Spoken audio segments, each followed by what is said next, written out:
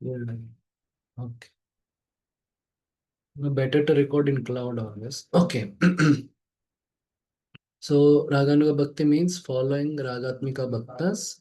Ragatmika Bhaktas are inhabitants of Raja, those who have Raga. So Raga is deep, intense love for Krishna, which means they don't consider Krishna as God, but Krishna as their object of love. They don't love Krishna because Krishna is God. So that is the. And again in Ragatmika Bhakti, there are two types, Sambandharupa and Kamarupa. Kamarupa is conjugal love, especially mainly Madhurya Ras. Sambandharupa is the other rasas. Dasya Ras, Vatsalya Ras, Sakya Ras, etc. So then Kamarupa Bhakti and Sambandharupa Bhakti, you saw. Then this This is also explained through that Bhagavatam verse how different devotees relate to Krishna in different ways. Then how the love of gopis is not lust. So that is also we discussed. Yeah. But we saw that the love of Kubja is Kamapraya because she has lust also towards Krishna, means she wants to enjoy physically with Krishna. That is also that was there, so it is Kamapraya. It is not Kama. Now next chapter. Okay, maybe I'll read some. Okay, today can someone volunteer to read? I will also read today.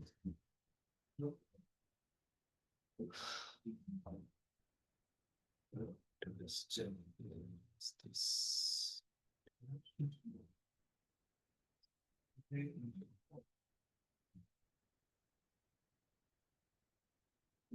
I can read, Prabhu. Okay, okay. Yes, I will tell you when to. Okay. Mm.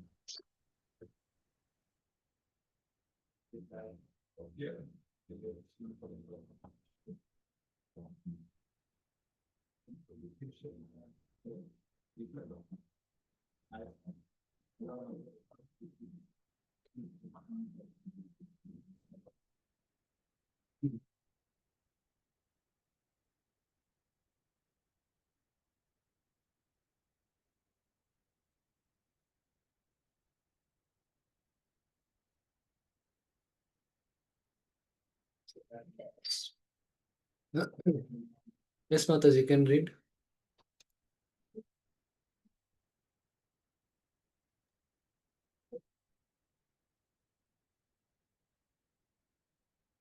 Yes, Mata, Sundari Subhadra, you can Yes, read yes, from. Prabhu. I'm just little zooming. Hare Krishna, Prabhu, Dandavat Pranam. Bhakti Vedanta, Vedabhas nectar of devotion, relationship in the attitude of the denizens of Vrindavan, such as Nanda Maharaj and Mother Yashoda, is to be found the ideal transcendental concept of being the father and mother of Krishna, the original personality of Godhead. Factually, no one can become the father or mother of Krishna. But a devotee's possession of such transcendental feelings is called love for Krishna in parental relationship.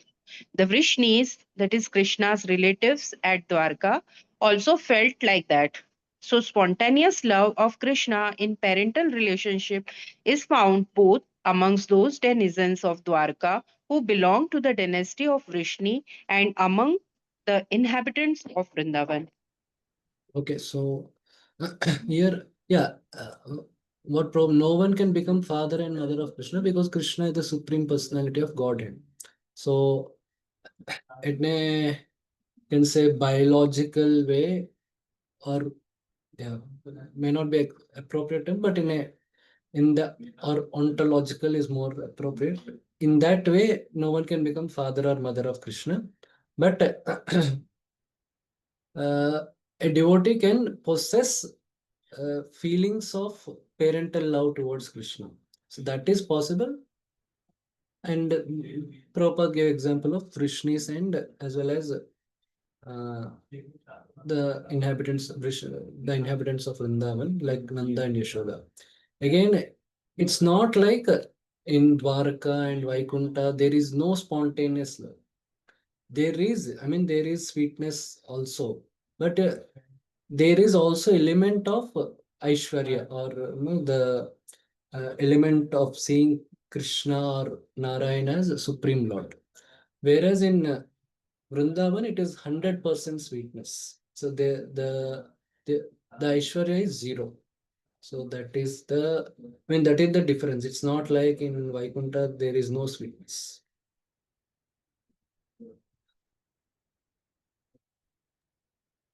Spontaneous love of Krishna, as exhibited by the Vrishnis and the denizens of Vrindavan, is eternally existing in them. In the stage of devotional service, where regulative principles are followed, there is no necessity of discussing this love, for it must be developed of itself at more advanced stage. Yeah.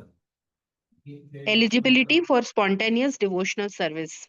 Persons desiring to follow in the footsteps of such eternal devotees of the Lord as the Vrishnis and Vrindavan denizens are called Raganuga devotees, which means that they are trying to attain to the perfection of those devotees.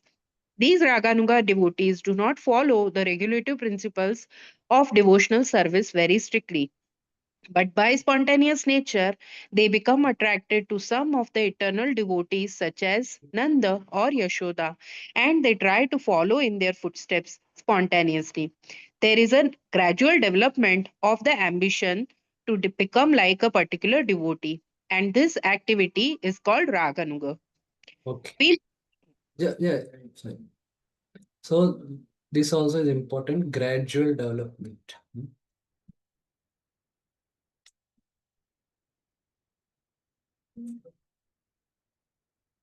So yeah, we will try to understand these statements of Prabhupada, which Prabhupada made, like, no, they don't need to follow the regulative principles of devotional service very strictly.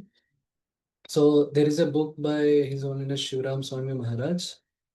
He is a disciple of Srila Prabhupada and also a spiritual master. So he has written a book called Shuddha Bhakti Chintamani. It's more like an elaboration of the nectar of devotion and also Madhurya Kadambini. And he has also more given it more explained in the practical context of ISKCON. So, like, if whoever of you have spent 15 years or more in Krishna consciousness, they can read the book. It's a very nice book and a good book to read for every devotee. But yeah, especially this chapter, these statements and all we'll try to understand from Maharaj. Okay, Mataji, can read from here the qualification. The qualification to perform Vaidhi Bhakti is faith in scripture. The qualification to perform Vedi Bhakti is the faith in scripture, and the qualification to perform Raganuga Bhakti is the greed to attain spontaneous devotion. Unlike faith, which is So based Maharaj on will just so Maharaj will explain what is greed. Prabhupada also explains. Yeah, greed. Like faith. unlike faith, which is based on logic and reasoning, greed or Covetousness. Yeah, covetousness. covetousness Yeah. covetousness is based on the heart's natural inclination. Hearing the all attractive dealings of the devotees of Vrindavan awakens in qualified devotees an inclination to develop such loving moods towards Krishna. This attraction is no longer dependent on the ruling nature of scripture. Okay. Srila So Prabhupada wait. So read slowly. I have to explain.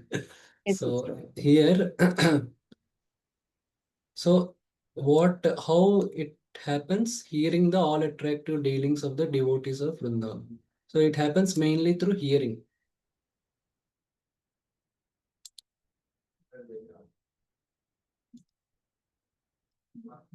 So it's not that if somebody has some sentimental feelings towards Krishna, it means it's Raganuga Bhakti. So that sentiment has to develop as a result of hearing the pastimes of Krishna, that too in parampara based on Bhagavatam and all.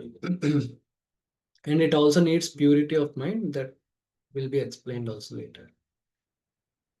So they will not be, because see, it's not like no Bhagavatam says that no devotional service is the Panchama Purushartha. That's why they don't practice. I mean, the main impetus to practice bhakti is not those scriptural statements. No, devotional service can purify every all anarthas, can destroy sinful reactions at once. So these kind of statements of scriptures are not the main impetus for the devotee to practice devotional service. He practices devotional service because he has that desire to naturally develop that love towards Krishna. Or it's not like no, because my spiritual master said, it's the instruction of my spiritual master to chant 16 rounds. So these all things, I mean, these are not the prominent impetus to do. I'm chanting, I have to chant 16 rounds because I promised my spiritual master, I have taken a vow at initiation. These are not the prominent impetus. The impetus is to, he is inspired by the Vrajavasis and he wants to do it. But this is also a practice. Raganuga Bhakti is also a practice, is a part of sadhana bhakti. So it's like uh, drama is there. Like they, quite some people may be acting in dramas or no plays. They may be acting to make money because they have that skill, though they may not have so much interest, but they they have to make money, so they act. But there may be some others who are very much interested in acting, and they act in those dramas. So and they act in the dramas, though they may be financially well off, but they take time to act in dramas and all. So because they have that interest. So Raganuga Bhakti is something like that. They are practicing bhakti out of interest, but again, this also has vidhi. I mean, this also has some vidhi and all. It's different. So that is what it is different from bhava bhakti. Bhava bhakti is like the bhakti has awakened in the heart. I mean, that love for Krishna has entered the heart, etc. But in Raganuga Bhakti also that is not there, but there is a strong desire to develop such love. Okay. Uh, yes, Mataji, you can read now. Srila Prabhupada writes. Srila Prabhupada writes, these Raganuga devotees do not follow the Somebody has to be regulative muted. principles.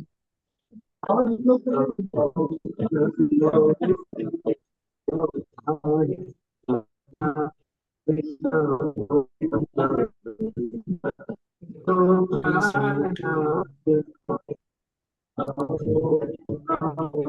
Why can't you be Hari Pro? I think you should mute.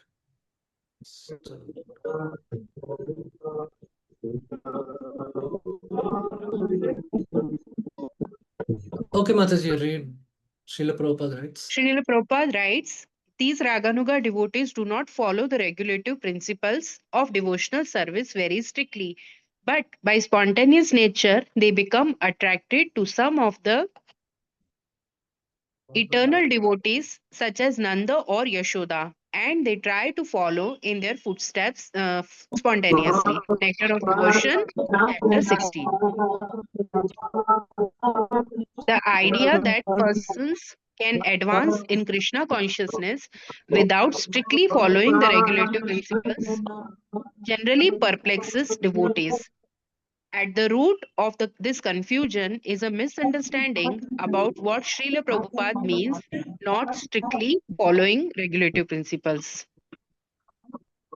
Srila Okay. Prabhupada does not mean that spontaneous devotees no longer practice the basic items of devotional service, such as chanting and hearing, or that they neglect or break the rules prohibiting the illicit sex or intoxication.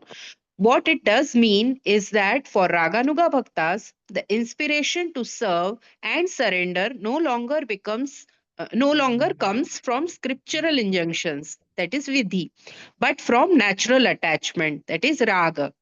In this sense, these devotees strictly follow their hearts and not the regulative principles.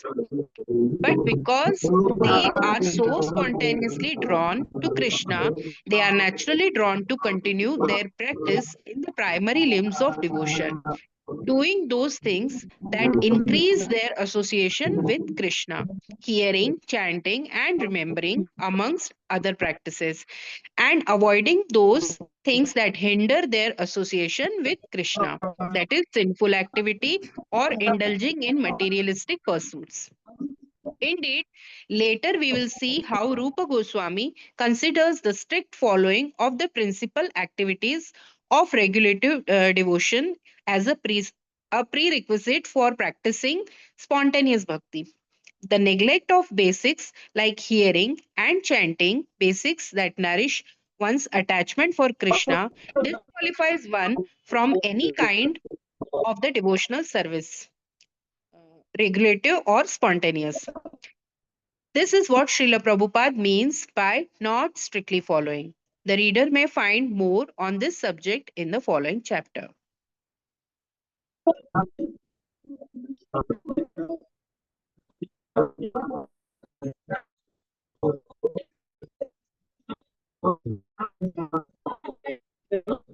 Yes, Madhur, now you can read. We must always.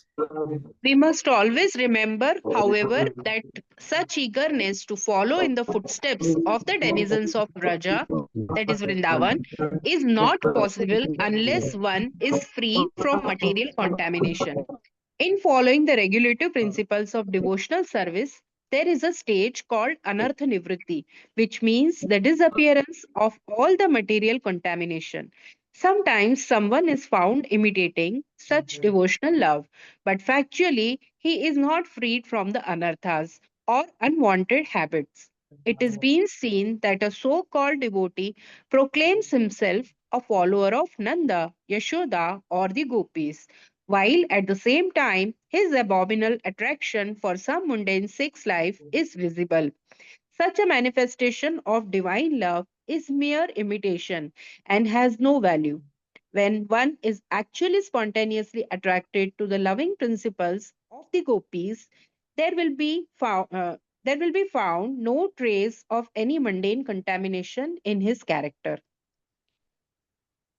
Therefore, in the beginning, everyone should strictly follow the regulative principles of devotional service according to the injunctions of the scriptures and the spiritual master.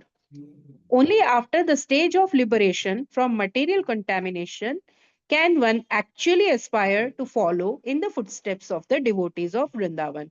Yeah, so I mean, one more like some practical example to understand what is spontaneous devotion is like if you see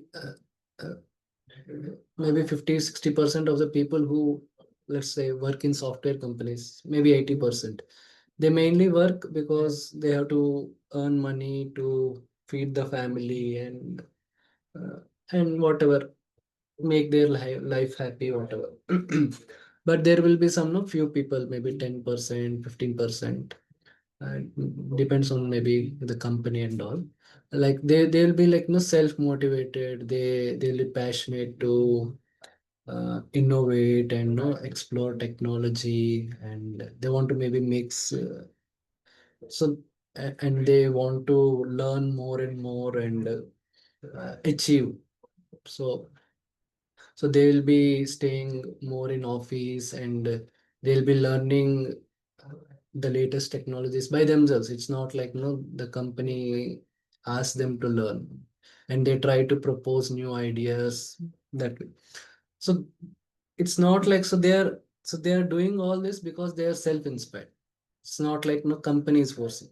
But others, they may go to some training of about a new technology and all, because companies are arranging them.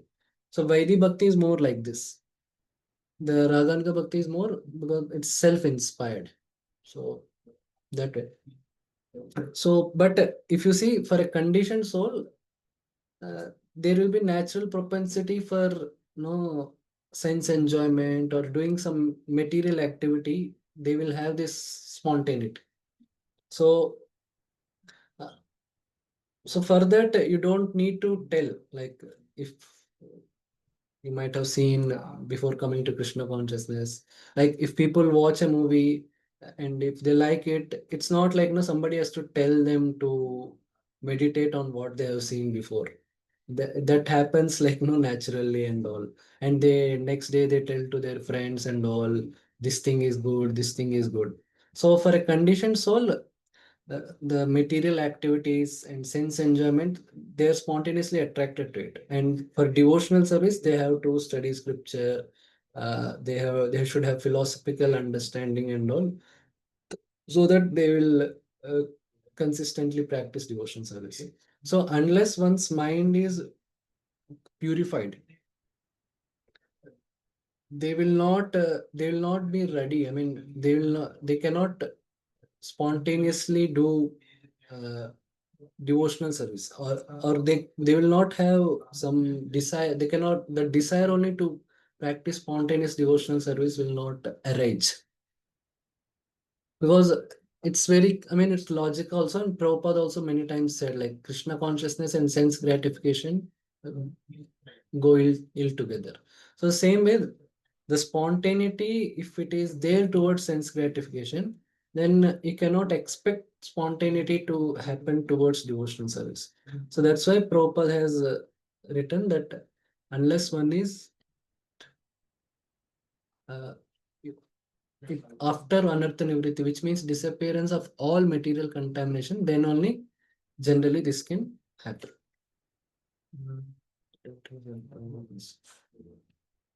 That yeah, we will again we will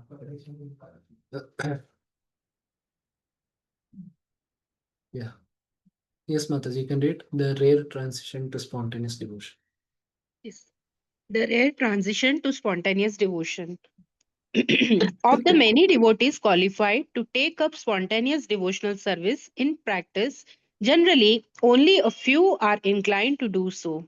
Before continuing with the study of the Raganuga Bhakti, this section introduces the mentality of those eligible to take it up. Devotees qualified to make the transition between regulative and spontaneous devotional service in practice must be at the stage of steadiness, that is, nishtha, and must have given up the attachment to the things that divert the mind from service. This full surrender to the practice and spreading of Krishna consciousness often leaves devotees open to criticism from mundane moralists and religionists. But devotees on the platform of steadiness have already surpassed this mundane sense of obligation. Their critics, blind to the true way of transcendentalists, accuse devotees of ingratitude towards family, country, and the great men and women who have sacrificed their lives for humanity. Such ingratitude, they say, is tantamount to sin, and sin certainly impedes any person's search for truth. While politely braving such criticism, devotees at the stage of steadiness remain unperturbed, fixed in the conviction that originally uh, brought them to Krishna's lotus feet. That souls surrendered to Krishna are free from all the material obligations and purified of any sin incurred as a consequence of their surrender. Srimad Bhagavatam 11.5.41. In this way, such devotees march resolutely forward, serving the Lord as they desire. Not only are steady devotees free from the mundane transgressions, they are also free from accidental sins that are performed while engaged in devotional service. These devotees have given up all the material engagements in order to take full shelter of Lord Hari's lotus feet, and they are thus very dear to him. Seated in everyone's heart, Krishna at once takes away the reactions to sins committed by such surrendered souls. This paragraph is based on Srimad Bhagavatam 11.5.42. Okay, Knowledge one of thing is, yeah, Nishta means one of the symptom is they can perform bhajan without any distraction. They may not have taste, but they are not distracted. So they can chant they can chant 16 rounds, and with same quality they can chant also 32 rounds, 64 rounds. But they may not have the taste or to always chant 64 rounds. So that is the stage of Nishta. And they will not get tired in bhajan. They will never think, okay, when this will get over. Such thoughts will not cross their mind. But they may not like no. So that stage is ruchi, like no, they want to chant more. That may not come. They will not get tired of hearing a class, uh, even a very long class. They don't get tired. So these are some of the symptoms of the devotee at Nishta. Okay, read knowledge of these truths. knowledge of these truths make devotees who are seriously committed to Krishna consciousness indifferent to worldly opinions and unmoved by the urges of their own attachments. Their sights are set on perfection beyond the understanding of the worldly people, a perfection rarely achieved even by great souls. Unad- Undaunted and confident in the Lord's affectionate shelter, they pray that the distance between themselves and ecstatic devotion will soon vanish. Yeah, you can read the translation. I am too weak and too lazy to do even the smallest devotional service. So, when I hear of the peerless and difficult to perform services performed by the great devotees in ancient times, my heart burns with despair. O Lord, O killer of Agasura, when I hear that the waves of your mercy splash everyone from the demigod Brahma down to the most insignificant creature, my heart is sprinkled with the cooling drop of hope. And Stavamala, they're always eager to advance in bhakti.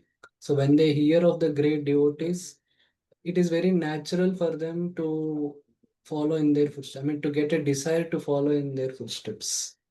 So when they hear of Haridas Thakur chanting so many rounds, they will naturally desire, I also should chant so many rounds. So it's not like no somebody has to tell. They will not tell, okay, tomorrow is Ekadashi, I have to chant more rounds. It's not like that. Yeah, okay, great. Such is the. such a mentality of practicing devotees eligible to move on from regulative to spontaneous practice. By practicing regulative devotional service, devotees gradually purify their hearts of unwanted things and achieve steadiness. A steadiness visible not only in their physical conduct but in their words and mental activities. Although not yet free of impurities, these devotees, masters of their mind and senses, are no longer hostage to residual desires or bad habits. Yeah, just a minute. So it's not physical conduct means, yeah, it's like no, they're physically no every day more or less no, they're attending the aratis and they're hearing the classes. This is physical means steadiness in physical conduct, but in their words. Words means they are always speaking about Krishna. I mean, discussing Krishna with devotees or speaking Krishna to others. So that is, I mean, that also they are doing in a consistent way, steady way. And mental activities, even mental activities, they are trying to remember. That we'll discuss, or that Maharaj also will discuss mostly. Like they are trying to remember the form of the Lord. They are trying to remember the pastimes of the Lord. So all these three activities are study. Mental also again they studying the chanting that also is there. Yeah, even words also means chanting the holy name, etc. Yes, study devotees. Steady devotees diligently study Srimad Bhagavatam and respectfully hear of the Lord's many incarnations. But when they read of Krishna's pastimes in Vrindavan, they are especially intrigued. They think Krishna is the supreme personality of the Godhead, but in Vrindavan, his behavior is charmingly human like. Simply to hear Srila Prabhupada's discourse on this phenomena, these devotees eagerly read his Krishna book, where they become struck by Krishna's sweetness and charm by the innocent love of Brajavasis. It's not like by Krishna's person, but also their focus also is mainly on the innocent love of the Brajavasis. Because they are the Ragatmika Bhaktas. It's not like Krishna killing demon or it's not the humor. Like sometimes Krishna's activities are described in a very humorous way. So that if somebody is attracted, that is not the thing.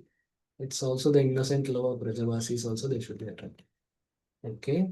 Then they repeatedly. They repeatedly hear Srila Prabhupada extol the unparalleled loving service of the Vrajavasis in passages such as Uddhava was a great friend of Krishna's, the direct student of Brihaspati, very intelligent and highly qualified. Krishna, being a loving friend of Uddhava's, wanted to send him to Vrindavan just to study the highly elevated ecstatic devotional service practiced there, to learn from the gopis and the other residents of Vrindavan how to love Krishna to the highest degree. It was Krishna's special favor. Krishna, the Supreme Personality of Godhead, chapter 46. Sometimes such devotees discuss the concept of Vraja Bhakti with their peers and hear about one another's favorite pastimes. At other times, they study the nectar of devotion to increase their devotional insight. They read Chaitanya Charitamrit with a fresh understanding of Lord Chaitanya's teachings and pastimes. While listening to Srila Prabhupada's lectures, they repeatedly hear him summarize Lord Chaitanya's teachings in a way that gives them new perspectives in Krishna consciousness. Uh, okay. There's a, Translation, Prabhu. no, yeah, literally translation. The Supreme Personality of the Godhead, the son of Nanda Maharaja, is to be worshipped along with his transcendental abode, Vrindavan. The most pleasing form of the worship of Lord is that which was performed by the gopis of Vrindavan. Srimad Bhagavatam is a spotless authority on everything, and pure love of God is the ultimate goal of life for all men. These statements, for which we have the highest regard, are the opinions of Sri Chaitanya Mahaprabhu, Chaitanya Matta Manjusha. Vast The majority. the vast majority of these devotees acknowledge the wonder and the uniqueness of Krishna's pastimes in Vraja, but are not yet moved to do more than hear about or discuss them. Still, they discuss them happily in the limited scope of reverential regulative devotional. Only later do they acquire inspiration to intensify their relationship with Vraja Bhakti. But a few devotees react differently. They do not remain neutral. Heartfelt desire moves them when they hear Krishna's pastime. They think, I would also like to love and serve Krishna like the Vrajavasis. Although weak at first, this desire gains strength in contact with advanced devotees who explain Krishna consciousness in relationship to Vraja Bhakti. Yeah. Krishna Krishna consciousness means understanding the truth of Krishna, the truth of devotional service, the truth of love of Godhead, the truth of emotional ecstasy, the truth of transcendental mellows, and the truth of pastimes of the Lord. Chaitanya Charitamrit Madhya Leela 25 to 65. Finally, these steady devotees drawn to Vraja Bhakti reveal their minds to their spiritual masters. These devotees are same servants as before, and they continue to perform the same duties. But their moods change. They but their mood changes. They now feel a genuine desire to achieve the perfection of Rajavasis and descriptions of the Vrajavasis' service to Krishna dominate their hearts and minds. Their spiritual masters are pleased to hear of their disciples' interest because gurus know well the good judgment, sincerity, and advancement of their disciples.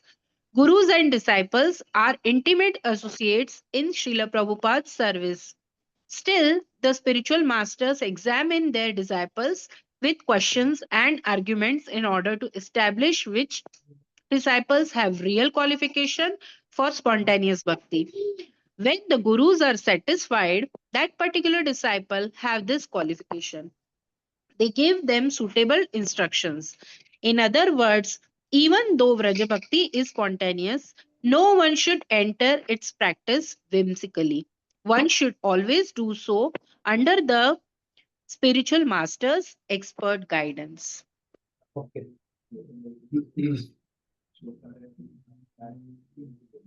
We will continue.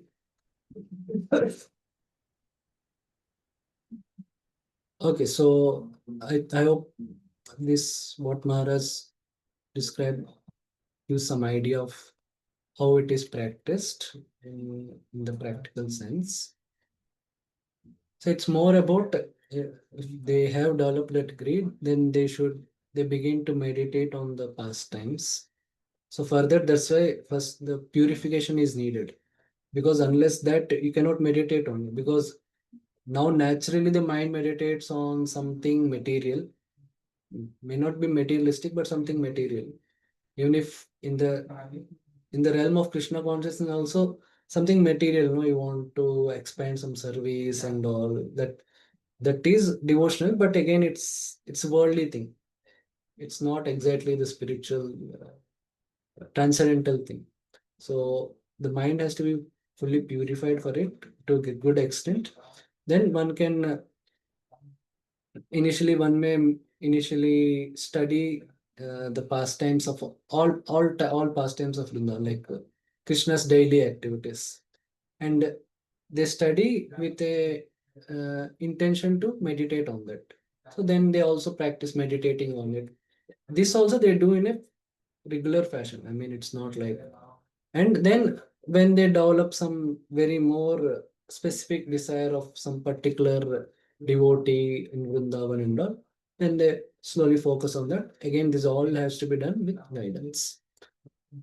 Okay. Yes, Mata, you can read from here. It is said by. It is said by Sri Rupa Goswami, when one is actually liberated from the material contamination, he can always remember an eternal devotee in Vrindavan in order to love Krishna in the same capacity. And developing such an attitude, one will always live in Vrindavan, even within his mind. The purport is that if it is possible, one should go and physically be present at Vrajabhumi, Vrindavan, and be engaged always in the service of the Lord, following the devotees in the Vrajadham, the spiritual realm of Vraja. If it is not possible, however, to be physically present at Vrindavan, one can meditate anywhere upon living in that situation. Wherever he may be, one must always think about life in Vrajadham and about following in the footsteps of a particular devotee in the service of the Lord. Yeah, so first is see, learning about what is Raganuga Bhakti is not something wrong. Actually, you should know so that you will not consider some sentimental devotion as Raganuga Bhakti. And like Bhakti Siddhanta Saraswati Thakur also has told that after one has spent around 15 years in Krishna consciousness, one can understand these things. At least one should learn these things. When knowing what it is not, and how it is practiced is not wrong. If you want to prematurely want to try to practice, that is condemned and that is prohibited. And neglect the primary activities of chanting and all, that is wrong. You should know what it is. I mean, that is not wrong, and that's why our acharyas have written these books. Okay, you can read a devotee. A devotee who is actually advanced in Krishna consciousness, who is constantly engaged in devotional service, should not manifest himself even though he has attained perfection. The idea is that he should always continue to act as a neophyte devotee as long as his material body is there. Activities in devotional service under regulative principles must be followed even by the pure devotee. But when he realizes his actual position in relationship with the Lord, he can, along with the discharging of the regulative service, think within himself of the Lord under the guidance of a particular associate of the Lord and develop his transcendental sentiments in following that associate. In Okay. this connect, Yeah. Fine. So this is again, so this should be a personal guidance. It's not like you hear, if you see Maharaj has described it, like the devotee approaches the spiritual master and personally approaches the spiritual master, and the spiritual master judges the qualification for the devotee and then instructs him accordingly. So these things should not be done hearing, hearing some lecture, hearing somebody's lecture or something in the YouTube, and then considering oneself, I'm qualified now. No, it has to be done personal, one-to-one base, one-to-one, contact with the devotee should be there, and all means the student and the teacher, there should be physical contact, and then should be personal contact. Yeah, that's okay. Okay, any questions or anything till now, like on anything?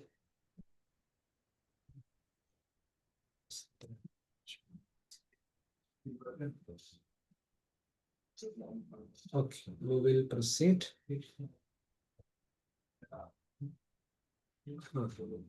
Okay, you can read in this in this connection. connection, we should be careful about the so-called Siddha Pranali. The Siddha Pranali process is followed by a class of men who are not very authorized and who have manufactured their own way of devotional service.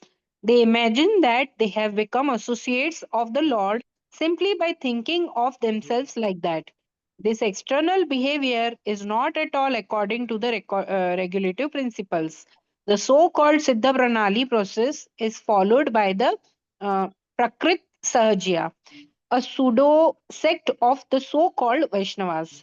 In the opinion of Rupa Goswami, such activities are simply disturbances to the standard way of devotional service. Srila Rupa Goswami. Wait. I will just um,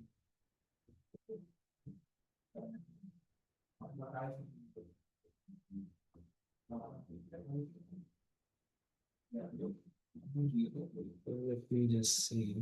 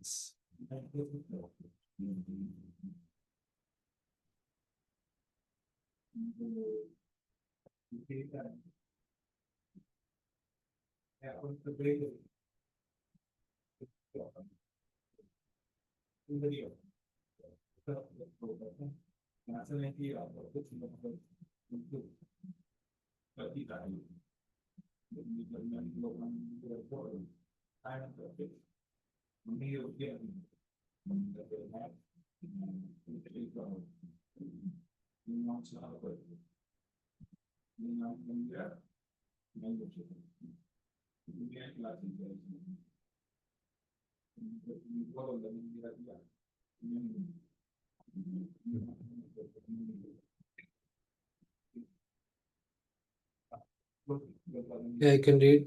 Yes. Yes. Chapter 12, Spontaneous Devotional Service in Practice, Part 2. The preceding chapter discussed the principles of spontaneous devotional service. This chapter describes the activities devotees perform when influenced by genuine greed. Srila Rupa Goswami describes in three verses the activities of spontaneous devotional service in practice in Bhakti Rasamrita Sindhu 1.2.294 to 96. We have paraphrased these three verses in the following paragraph. There are two aspects of Raganuga Bhakti, external and internal. Externally, qualified devotees practice like neophytes and follow the scriptural injunctions of the regulative devotion, especially those concerning chanting and hearing, as did associates of Lord Chaitanya, such as Rupa Goswami and others. Such qualified devotees also try to emulate the types of the services Lord Chaitanya's associates engaged in and offered, such as writing books, building temples, and other forms of giving Krishna consciousness to the conditioned souls. These devotees always think of Krishna and internally follow the activities of an inhabitant of Vrindavan to whom they have become specifically attracted. While residing in Vrindavan, such fortunate devotees constantly converse about their favorite devotees and the relationship these devotees have with Krishna. If physically unable to live in Vrindavan, they reside there mentally. Two aspects of spontaneous service in practice. Our analysis begins with the second of these three paraphrased verses, which describes the two aspects of spontaneous devotional service in practice. Rupa Goswami writes, Yeah, just a minute. Seva sadhaka rupena siddha rupena chatrahi tad bhava lipsuna karya raja loka anusarata. Yes. in the transcendental realm of Brajadham, one should serve the Supreme Lord, Sri Krishna, with a feeling similar to that of his associates. And one should place himself under the direct guidance of a particular associate of Krishna and should follow in his footsteps. This method is applicable both in the stage of sadhana, that is, spiritual practices executed while in the stage of bondage, and in the stage of sadhya, that is, God realization. When one is a Siddha Purusha or a spiritually perfect soul. Bhakti Rasamrita Sindhu 1.2.295. There are There two are two important. important terms in this verse. Each has been defined by Srila Prabhupada in his word for word synonyms to Sri Chaitanya Charitamrit Madhya 22.158. They are Sadhaka Rupena, with the external body as the devotee practicing regulative devotional service, and Siddha Rupena, that is, with the body suitable for eternal self realized service. Krishna's eternally liberated companions simultaneously exist in two forms. In Lord Chaitanya's pastimes, they appear as Vaishnavas practicing regulative devotion, sadhakas, and in Krishna's pastimes as spontaneous associates, that is Siddhas. Raganuga Bhaktas, who have attained the stage of ecstatic devotion, also have two identities. Externally, they practice as regulative devotees, and internally, they cultivate their newly manifested spiritual body, Siddha Deha. Realization of their spiritual identity matures as they approach prema through the systematic cultivation of transcendental devotion. In contrast, devotees not on the transcendental platform have no conception of their spiritual form and cannot artificially conceive of one. For such devotees, following the activities of Rajavasi means thinking of and praising the service of a particular Rajavasi. At most, the devotees at this stage can aspire for a certain role in Krishna's pastimes. They cannot, however, enter the pastimes through their meditation. The dangers of imagining one's spiritual form, Yeah. that is, Okay. Okay. So in Raganuga Bhakti, the devotee is appreciating the service and the mood, the service, the love of a Brajavasi towards Krishna. And he is following that particular Brajavasi in both in the practical devotional service, in the Sadhaka Deha, like if you see Rupa Manjari. Rupa Manjari is present as Rupa Goswami in Chaitanya Mahaprabhu's pastimes. And as Rupa Goswami, he did preaching, he did temple construction, all these things. And he also chanted in particular number of rounds, all these things. And he followed very exceptional Vaishnava etiquette, all those things. So all those things are to be followed. And again, there is in our Acharya's books, there are also pastimes of Rupa Manjari, the kind of service she renders to Radha Krishna. They are also described. So one may meditate on those things. That is also there. But he cannot imagine himself as no as he has become as some devotee. That is not there in Ragam. That should not be done. Okay. Uh, yeah. Okay. The dangers of imagining. You can read the dangers. Yes. The dangers of imagining one's spiritual form, Siddha Deha, cannot be overstated. Therefore, we will discuss this topic in depth in chapter 28. Spiritual life is a matter of revelation, something that comes gradually through prolonged, unceasing effort. Such effort must be made in line with the authorized disciplic succession. If bhava is not awakened in a devotee, neither has awareness of his or her spiritual form. Imagining a spiritual form can never invoke love for Krishna. Rather, because such an artificial attempt is offensive to devotion, it further covers a person's dormant prema. Here is a nice example to elucidate this point. Once, a pseudo devotee took up residence near Gaurakishore Das Babaji and to impress visiting pilgrims loudly imitated the sounds of a person in ecstasy. Babaji Maharaj told the man, just as a barren woman cannot give birth by imitating the sounds of labor, you cannot bring forth pure love for Krishna by imitating the sounds of ecstasy. In other words, In other words, no amount of imagination can cause the fruit of perfection to ripen. Only Krishna's mercy can do that. Devotees must make themselves fit for Krishna's mercy by service and surrender if they wish to receive the knowledge of their spiritual identity. Certain pseudo Vaishnavas interpret the verse under the discussion to mean that a sadhaka should follow the activities of the Vrajvasis externally as well as internally. For example, a man will dress as a gopi and feign the voice and mannerisms of a young girl, thinking his activities to be sadhana. Nothing more needs to be said of such a sham in the name of devotion. Other so pseudo he yeah. So this is not the thing. So the Vrajavasis, that is their Siddha form.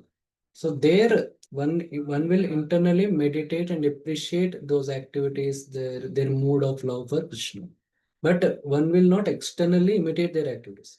One will externally follow the activities in their sadhaka deha, in the corresponding Vrajavasis sadhaka deha in the Chaitanya Mahaprabhu's pastimes or some other leelas. So those things one will follow, not the they will not follow their externally follow their siddha activities. So that is a wrong understanding. Okay, yeah, other pseudo Vaishnavas. Other pseudo Vaishnavas remain in the dress of practitioners but neglect the sacred activities of sadhana bhakti. During Vishwanath Chakravarti Thakur's time, a disciple of Hemalata Thakurani, Rupa Kaviraj, propagated this deviation. He reasoned that since the gopis did not accept spiritual masters, observe Ekadashi, or worship either Shaligram Shila or Tulsi Devi, it was not necessary for sadhakas to do so. Vishwanath Chakravarti Thakur denounced this divergence from the truth and drove Rupa Kaviraj out of Vraja. Sometime later, Rupa Kaviraj left his body suffering from leprosy. Srila Prabhupada writes about the another kind of deviation in which unqualified novices are assigned a spiritual identity at the time of initiation. The Siddha Pranali process is followed by a class of men who are not very authorized and who have manufactured their own way of devotional service. They imagine that they have become associates of the Lord simply by thinking of themselves like that. This external behavior is not at all according to the regulative principles. In the opinion of Rupa Goswami, such activities Hari, Hari. Sorry, your voice is breaking. You can read Yes, again. yes. Yeah, call was there. Srila Prabhupada writes about another kind of deviation in which unqualified novices are assigned a spiritual identity.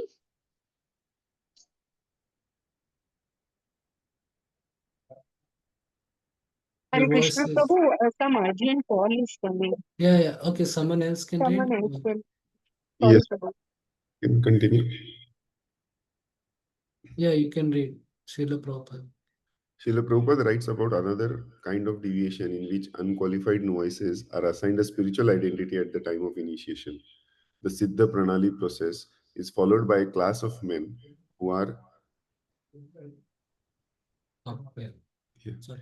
who are not very Sorry. who are not very authorized and who have manufactured their own way of devotional service. They imagine that they have become associates of Lord simply by thinking of themselves like that. This external behavior is not at all according to the regulative principles. In the opinion of Rupa Goswami, such activities are simply disturbances to the standard way of devotional service. The Nectar of Devotion, chapter 16. What is the proper meditation then for a sincere devotee who has not yet reached the dawn of perfection, but who is at a stage of spontaneous practice? The bona fide meditation is to remember the activities of the Vrajvasi to whom one has become attracted. For example, devotees attracted to the service of a cowherd boy, Sridhama, may meditate on Sridhama's beautiful features, how he jokes and plays with Krishna, how he tends cows during the day, and so on. Devotees attracted to the service of Rupa Manjari, the Siddha Rupa of Rupa Goswami, may meditate on how Rupa Manjari accompanies Srimati Radharani to her meetings with Krishna, how she anoints the divine couple with sandalwood paste, and how she fans them with the whisk. A question sometimes arises on this subject. How do devotees know which Vrajvasi to follow? The truth is that the devotees qualified to cultivate such a relationship would not ask this question. The devotee's original relationship with Krishna is dormant within them. It is not something that is whimsically adopted. A natural and special appreciation for the pastime of Krishna awakens in the qualified devotees as they hear Srimad Bhagavatam and chant Hare Krishna. By continuously hearing and chanting, a sincere devotee is naturally drawn to a particular mood of service and to a particular Vrajavasi. In this regard, Srila Prabhupada writes, special natural appreciation of the descriptions of a particular pastimes of Godhead indicate the constitutional position of a living entity. Sri Chaitanya Charitamrita Adi Leela 4.34. Externally, devotees in spontaneous service follow the teachings and examples of a sadhaka forms of the eternal residents of Vraja. Gaudiya Vaishnavas follow the example of Rupa Goswami, the sadhaka form of Rupa Manjari. Thus, they are known as Rupanugas. Chaitanya Charitamrita describes Rupa Goswami's character, literary achievements, dedication to Lord Chaitanya, and excavation of many Krishna's pastime places. Sri Chaitanya Charitamrita Madhya Leela 19.115 to 134.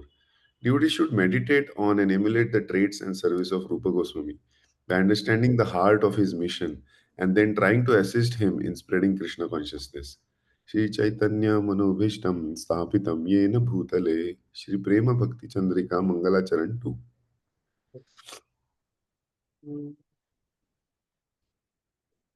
We will also read about what is this creed. That,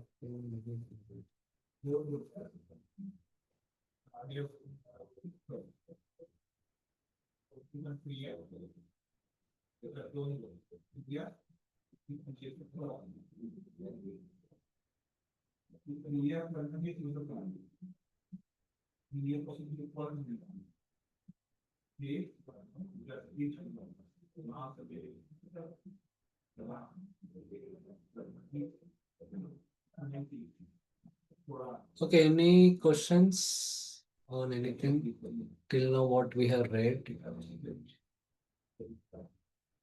Okay, no questions.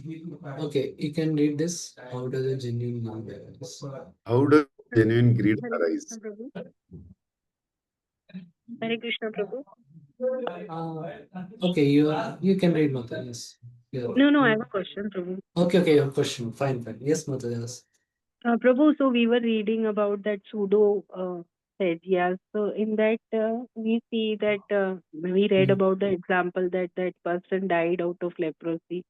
Mm. So, Prabhu, we often read that even like when we are practicing, we should not see someone who is at the stage of pure bhakti, like on the bodily concept, we should not see them. Maybe they have some deformities in the body. So, Okay. even they can have that sort of justification. So, how do we understand this, Prabhu? They can sort of. They What, also can have that sort of justification, like we should not judge them by bodily deformities. what justification? No, I mean, we read that in Prabhupada's explanation just now, we read that that person who was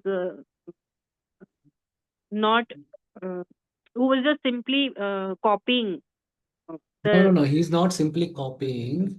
The thing is, see, he is neglecting the sadhana, Vaidi sadhana bhakti. Yes. His point is, you just follow. I mean, you just meditate on your raganuga aspiration. You just meditate on the Brajalila, that Brajavasi, whomever you are aspiring, you just meditate on that, and you need not do the external Vaidhi Bhakti activities of chanting and hearing from devotees and doing deity worship, those kind of things. Mm-hmm. Because that is not what exactly Rupa Goswami told in Bhakti Rasamrita. He told both should be followed. So that's why, and actually he also offends one Krishna Priya, Vishnu Priya Thakurani or Krishna Priya Thakurani. Exact name I'm not remembering. So he also offends a very great Vaishnavi like that. So that's why he gets leprosy and all. And it is also said those who offend Vaishnavas and all, that leprosy will come to them. Something that is also told, something like that. But yeah. So this is what is written by Shivaram Maharaj here. But okay, now what is your question? No, I my question is like we also see devotees suffering some physical deformities. Hmm.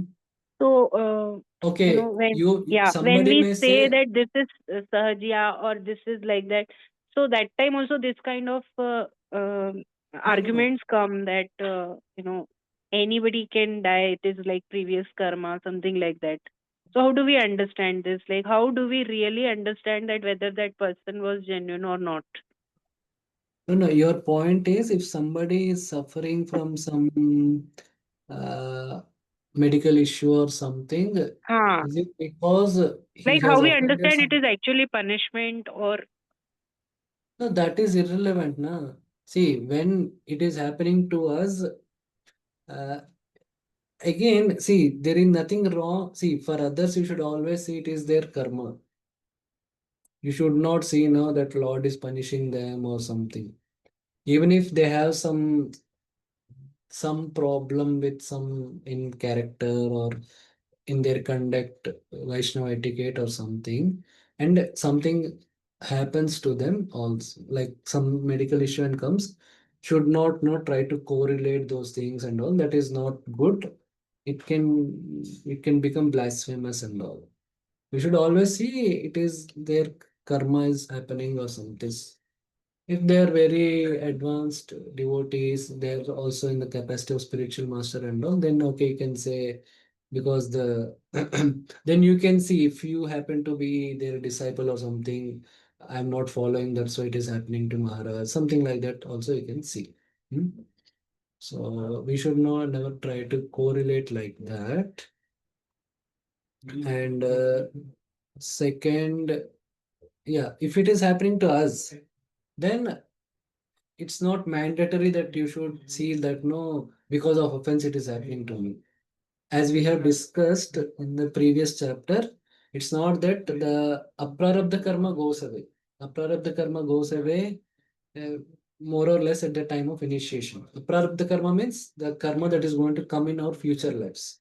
But this life's karma, prarabdha karma, it is not so easy. It will not go.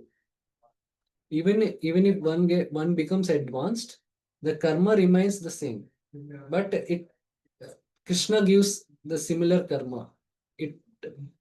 It does not come from the material nature, but it comes from Krishna. So uh, you can see you can see always it, like for some small things, like if you if you are angry with some devotee and you get hurt, little bit hurt, you can see okay, this is Krishna's punishment to me, and that is favorable for your devotional advancement, fine. But let's say tomorrow somebody gets detected cancer, and apparently his Vaishnava etiquette, everything is good. No, you cannot, no, you should not doubt he must have offended somebody else. You should say it is karma, he's getting old, that's why it might have happened or something. Is it clear or? Yes, yes, Prabhu. Like within the community, there is no doubt, but sometimes when we hear outside examples, that time this thing comes like, should we even consider that, like that The doubt outside comes example sometimes. means you are saying that Those you who are, are like Sahajias or something, and then they get something, then we have this but feeling, there are no? also We Sahajiya sometimes say some, also कि उसको उसके कर्म का मिल गया, and then we all get this feeling like, who are we to judge? This is like my dilemma. that is not needed. See, that may come in their future life also. Yes. No, there are like no, let's say there are maybe you can say some example of Ritviks. They're flourishing.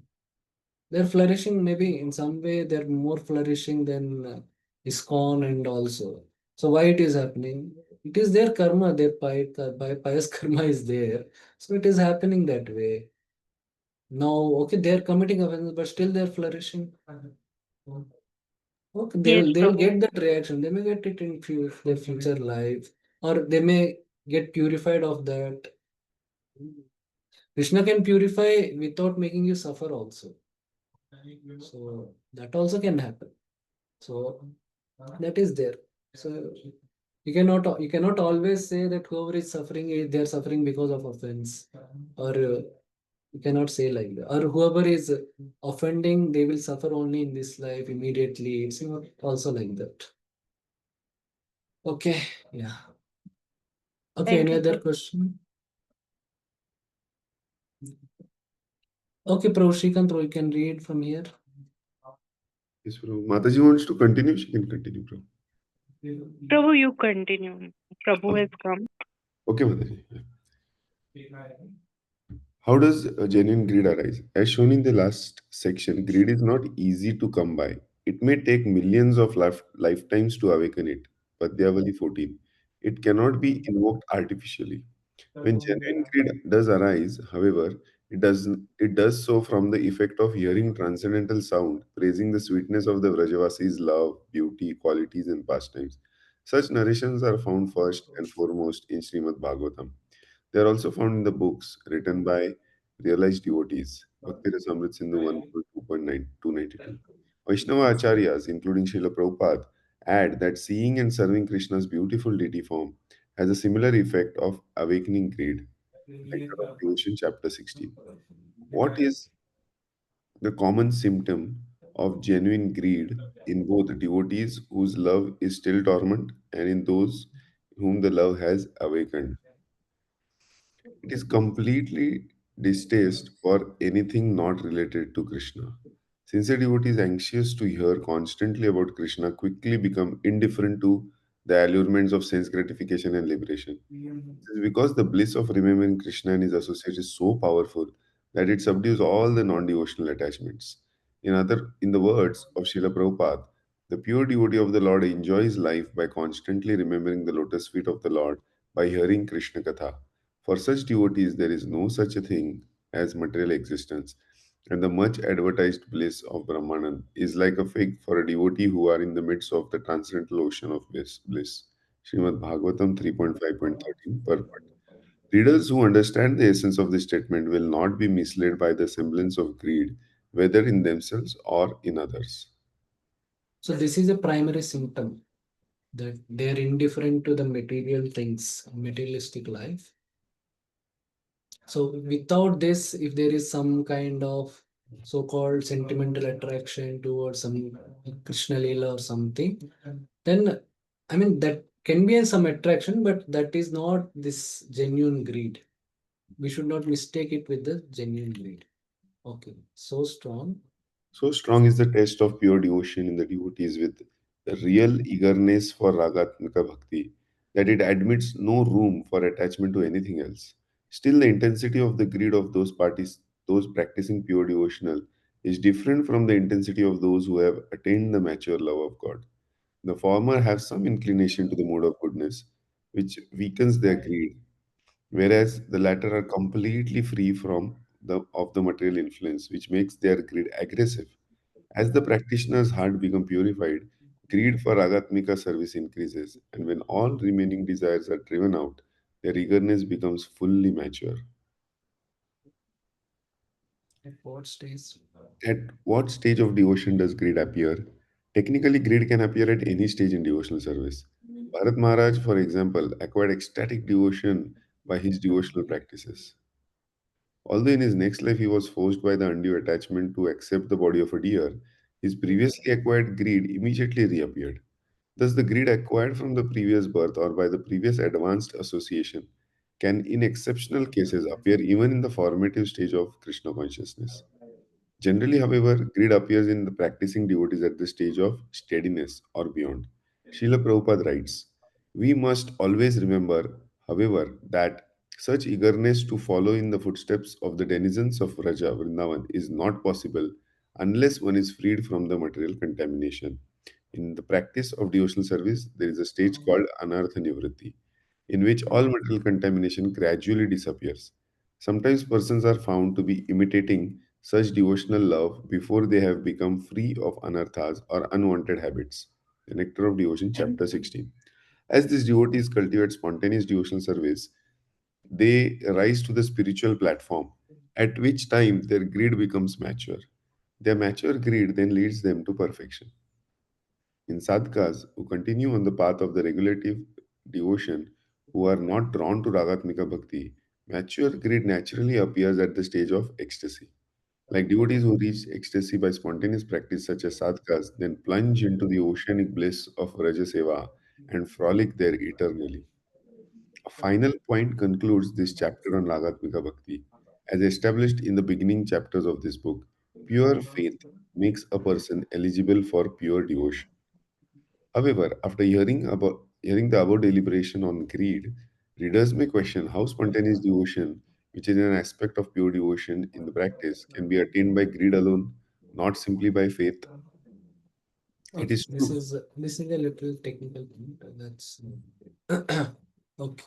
So now at our level, what is something is one thing is the how the greed comes is by hearing the pastimes of Vrindavan and all when narrated by advanced devotees, pure devotees. So one should not desist from it. One should not think, oh, we should not hear only the pastimes of Raja and all. So as and when some opportunity comes, some festival comes, we should hear.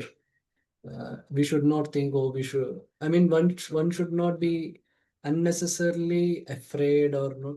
No, no, we should not hear. I'm not purified or something. So if you have spent 10 years, whatever, you can hear, and that is so that we should do, and practice the Vaidhi Bhakti properly. Again, we have studied what is Vaidhi Bhakti, what is important, so that practice it properly, and also understand the greed also comes by the mercy of Krishna. That is also involved. So that we should understand, at least this is the next step. So if one does not get the greed, then the where one will end up going to Dwaraka, or there is also Aishwarya Golok. Yeah, there is one term. So one may end up there. One will not go to Goloka. So this is, so at least one should understand. One has to develop it at some certain point of devotional service. We don't know whether it will happen in this life, next life, but one should understand that it is there. But for the time being, hear the pastimes of Vrindavan as and when the opportunities arise, and read the books. Slowly, you can read Chaitanya Charitamrita, The Nectar of Devotion, and all. And with blessings of Vaishnavas, one can also read the further books like Ujjwala Neelmani and all. But that all, again, with personal guidance. So at least that much we can understand. Okay, yeah, we'll now read. Now proper describes about these things. Kamanuga and Sambandhanuga.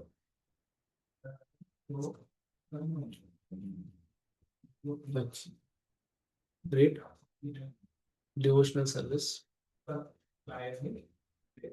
Devotional service following in the footsteps of the gopis of Vrindavan or the queens of Dwarka is called devotional service in conjugal love. This devotional service is in conjugal love can be divided into two categories. One is indirect conjugal love, the other direct. In both of these categories, one has to follow the particular gopi who is engaged in such service in Golok Vrindavan. To be directly attached to the Supreme Personality of Godhead in conjugal love is technically called Keli.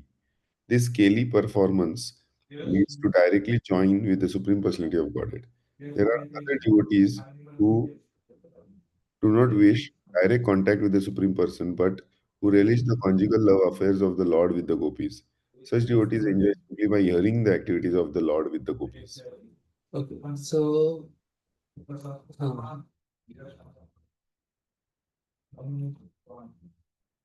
okay, let me just write here.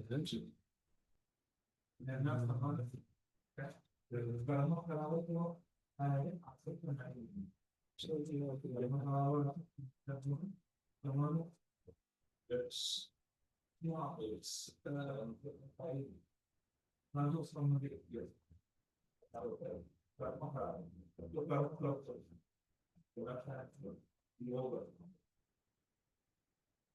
So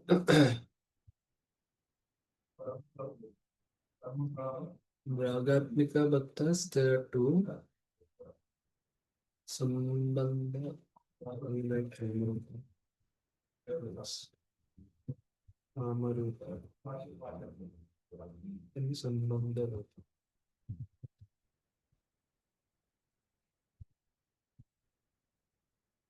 So corresponding to Kamarupa, there is Kamanuga,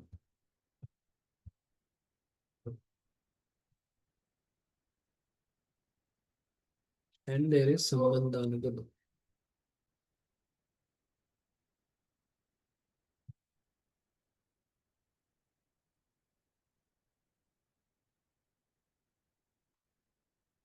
So in this, again, in Kamarupa, there are two types.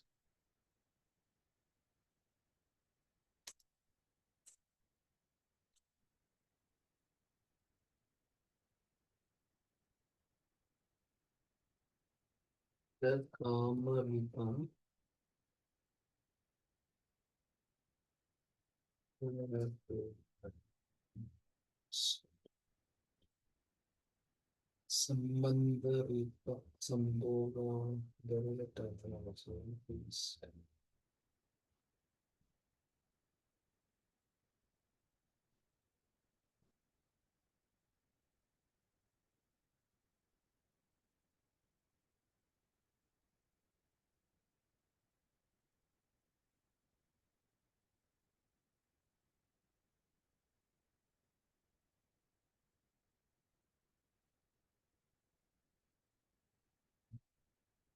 Sambhoga Icchamayi.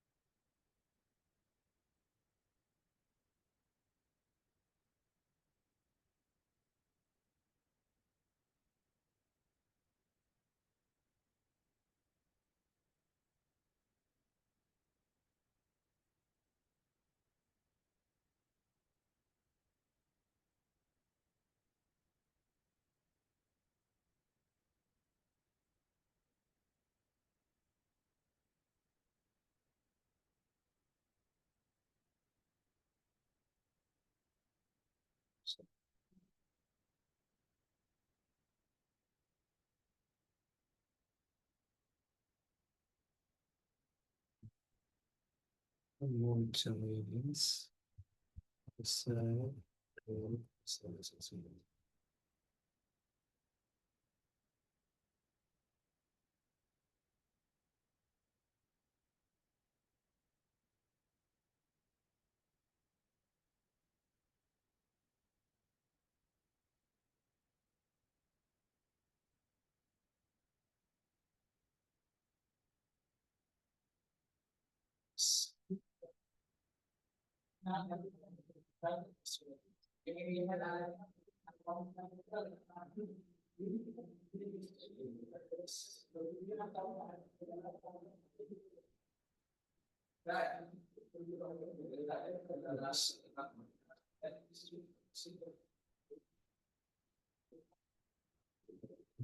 Okay.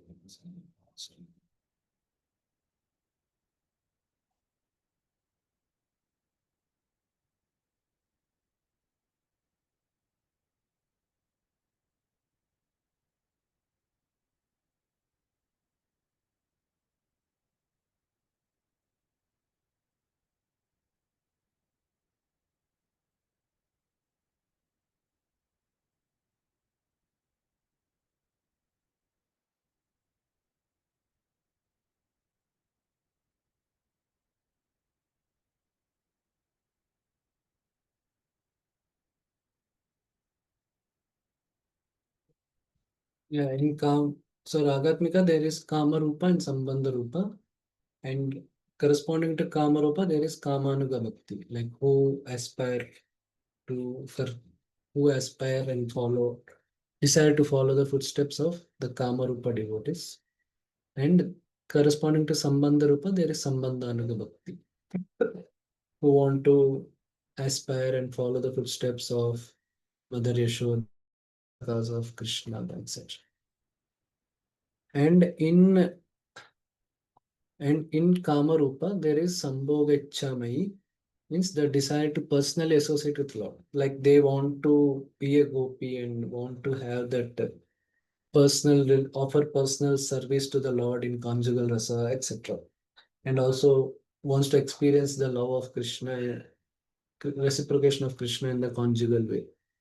And there is another mode is Tat Bhava Icchatma, which means they just want to witness the conjugal pastimes of the Lord. They don't want to serve the Lord directly. They may want to assist. So it's more like the Manjaris. They don't associate with the Lord directly, but they associate the Sakis and Sakis of Radharani.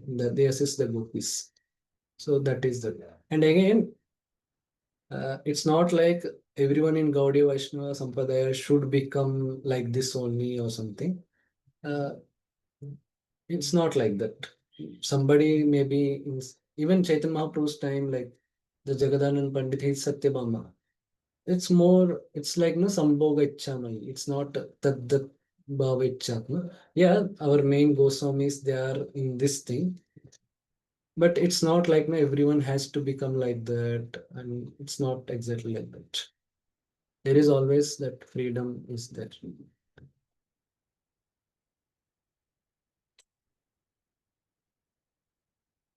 Okay, read this development of. This development of conjugal love can be possible only with those who are already engaged in following the regulative principles of devotional service, specifically in the worship of Radha and Krishna in the temple. Such devotees gradually develop a spontaneous love for the deity, and by hearing of the Lord's exchange of loving affairs with the gopis, they gradually become attracted to these pastimes. After this spontaneous attraction becomes highly developed, the devotee is placed in either of the above mentioned categories. This development of conjugal love of Krishna is not manifested in women only. The material body has nothing to do with spiritual loving affairs. A woman may develop an attitude of becoming a friend of Krishna, and similarly, a man may develop the feature of becoming a gopi in Vrindavan. How a devotee in the form of a man can desire to become a gopi is stated in the Padma Purana as follows. In days gone by, there were many sages in Dandakaranya. Dandakaranya is the name of the forest where Lord Ramchandra lived after being banished by his father for 14 years. At that time, there were many advanced sages who were captivated by the beauty of Lord Ramchandra and who desired to become women in order to embrace the Lord. Later on, the sages appeared in the Golok Vrindavan when Krishna advented himself there, and they were born as gopis or girlfriends of Krishna. In this way, they attained the perfection of spiritual life.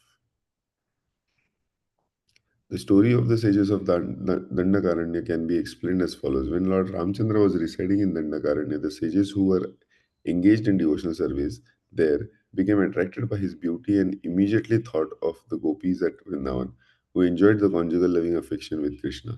In this instance, it is clear that the sages of Dandakaranya desired conjugal love in the manner of the gopis, although they were well aware of the Supreme Lord as both Krishna and the Lord Ramchandra. They knew that although Ramchandra was an ideal king and could not accept more than one wife, Lord Krishna, being full-fledged personality of Godhead, could fulfill the desires of all of them in Vrindavan. These sages also conducted that the form of Lord Krishna is more attractive than that of the Lord Ramchandra, and so they prayed to become gopis in the future lives to be associated with Krishna. Lord Ramchandra remained silent, and his silence showed that he accepted the prayers of the sages. Thus, they were blessed by the Lord Ramchandra to have association with Lord Krishna in their future lives. As a result of this benediction, they all took birth as women in the wombs of the gopis at Gokula. And as they had desired in the previous lives, they enjoyed the company of Lord Krishna, who was present at the time in Golok Vrindavan. The perfection of their human form of life was thus achieved by their generating a transcendental sentiment to share conjugal love with Lord Krishna. Now again, he explains the division into Parakeya and Swakiyas. Yes. So, can someone continue reading? I've been listening. Okay. Yes, anyone is there? Yes, Pooja, I will read. Okay, yes. Conjugal, Conjugal. conjugal love is divided into two classifications, namely conjugal love as husband and wife, and conjugal love as lover and beloved. One who develops conjugal love for Krishna as a wife is promoted to Dwarka, where the devotee becomes the queen of the Lord. One who develops conjugal love for Krishna as a lover is promoted to Golok Vrindavan to associate with the gopis and enjoy loving affairs with Krishna there. We should note carefully, however, that this conjugal love for Krishna, either as gopi or as queen, is not limited only to women. Even men can develop such sentiments, as was evidenced by the sages of Dandakaranya. If someone simply desires conjugal love but does not follow in the footsteps of the gopis, he is promoted to association with the Lord at Dwarka. In Mahakurma Purana, it is stated, great sages who were the sons of fire gods rigidly followed the regulative principles in their desire to have conjugal love for Krishna. As such, in their next lives, they were able to associate with the Lord, the origin of all creation, who is known as Vasudev or Krishna, and all of them got him as their husband. So if somebody had got a desire to uh, serve the Lord in Madhura Ras, they they still continue to perform the Vaidi Bhakti only, and they don't uh, transition to Raganuga Bhakti, which is means following the footsteps of Rajavasis. They will go to Dwaraka or Vaikunta, and there they become like they will develop their madhuras. Okay. Next, parenthood of friendship. This is like Sambandha Rupa is being described. So, I mean Sambandha Anuga Bhakti is devotees. Devotees who are attracted to Krishna as parents or as friends should follow in the footsteps of Nanda Maharaj or Subala, respectively.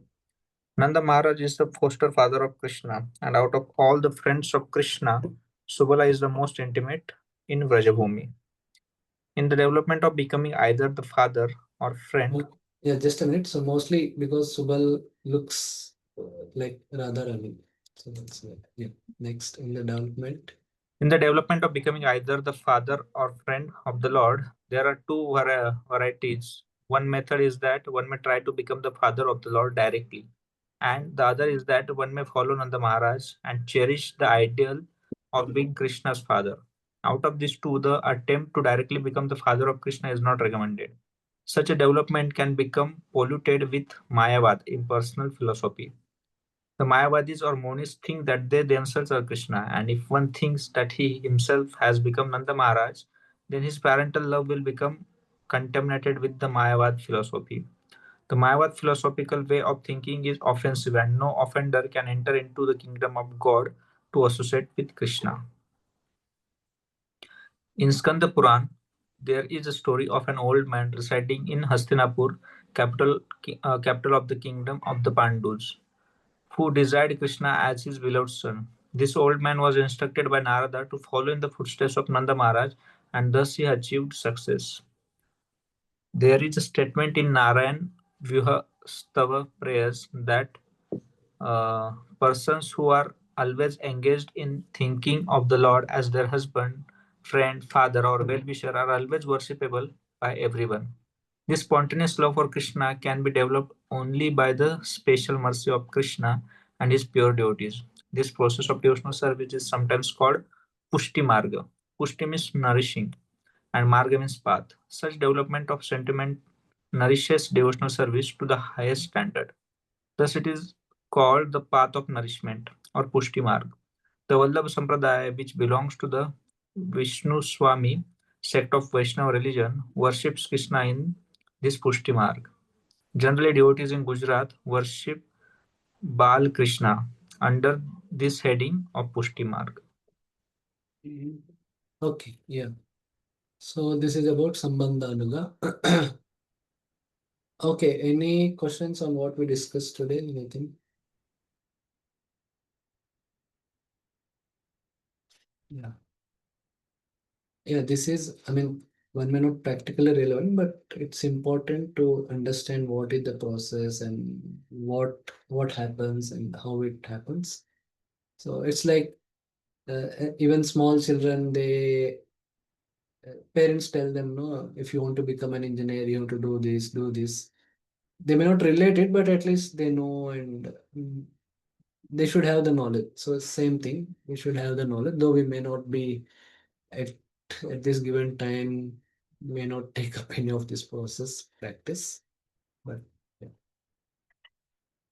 Okay, so tomorrow we will yeah. Okay, maybe I'll discuss the OBA questions. Where is the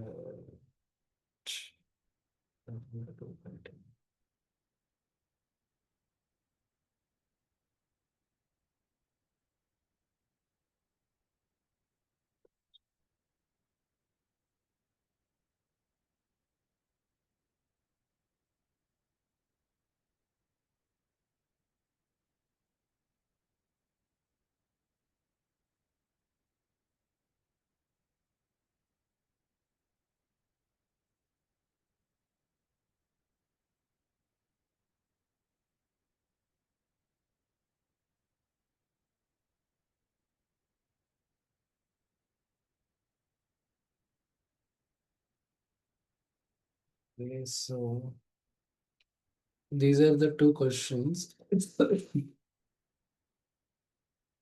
So first is in your own words, explain the definition of pure devotional service with reference to the Swarupa and Tatastha Lakshan. Prabhupada's comments, examples, and specific Sanskrit words. So it's there, the NOD. uh, the the Swarupa Lakshan are the second line. Krishna Anushilanam, Anukulena. They are the uh, Swarupa Lakshan, and the Tatastha Lakshan are the Jnana Karma, Jnanavritam, all these things. And Prabhupada also more or less has explained these terms individually in individual paragraphs. So you have to read them. Again, you should not copy paste, but you should understand them and write in your own words. And Prabhupada also has given examples for Krishna Anushilanam, so the soldier, the king, and his entourage, like that. He has given and examples also of the demons, uh, Chandramukti and Yashoda. That is also Prabhupada has given. So those examples again explain in your own words, not copy it as it is, and write point wise.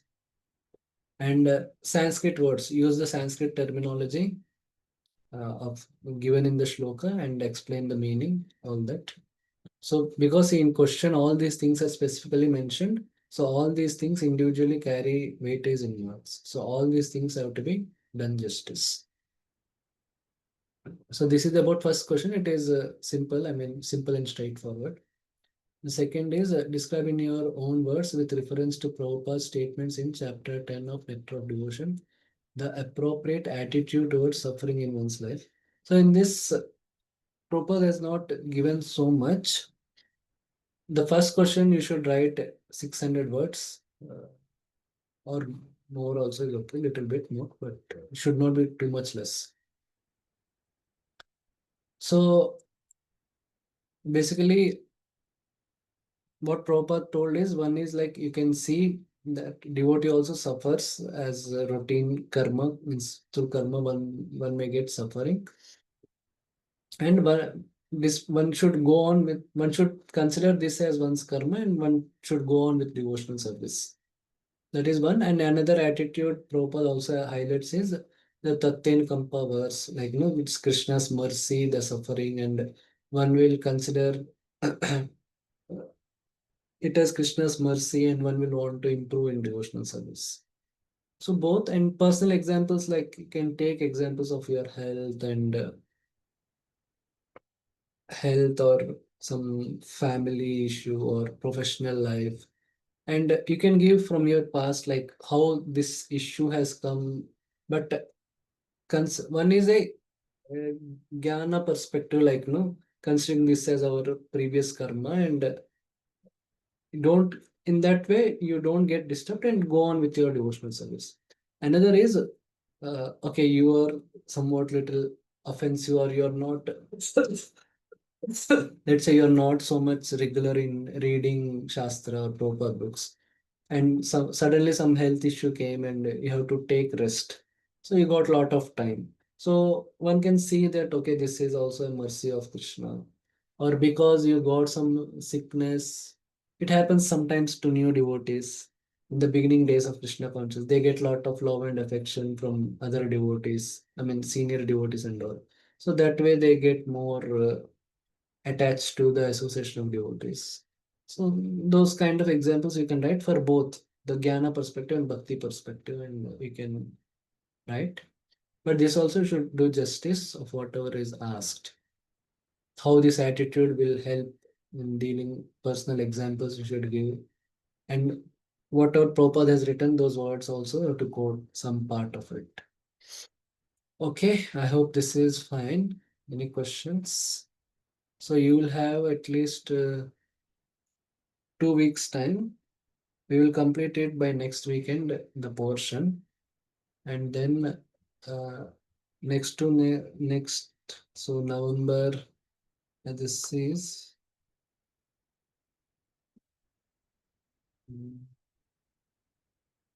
yeah, first, second. Tomorrow we'll have class. So, by 9th we will complete it. So 15th, what is there? Yeah, 15th is Ekadashi, that's okay. So 15th we will have shloka recitation exam, And by 16th you can, by 15th night you can submit OBA, and 16th we will have closed book exam. Okay, I'll send that OBA, that sheets by tomorrow or so. Okay, any questions? Hope these things are also clear. Hare Okay, Krishna, so Prabhuji. yes, bro. Prabhuji, for the first question, the chapter is 9 and 10 now. That you want to The know. Tatastha Lakshan and the Swarupa Lakshan. This is basically the definition. I'll tell just a minute.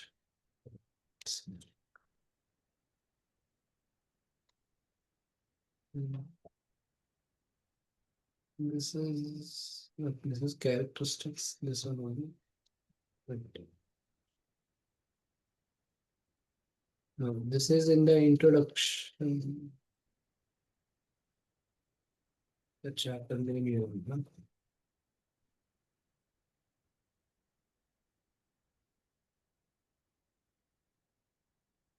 Introduction. Okay, it's an introduction. Okay, Prabhuji. So for the first one, the second one chapter is given. Yeah, It is okay. one of the limbs of devotional service. I mean, the 64 nangas. One is that suffering or something. The name is there. You will find it. Okay, Prabhuji. Yeah. Okay. So thank you very much for your kind attention.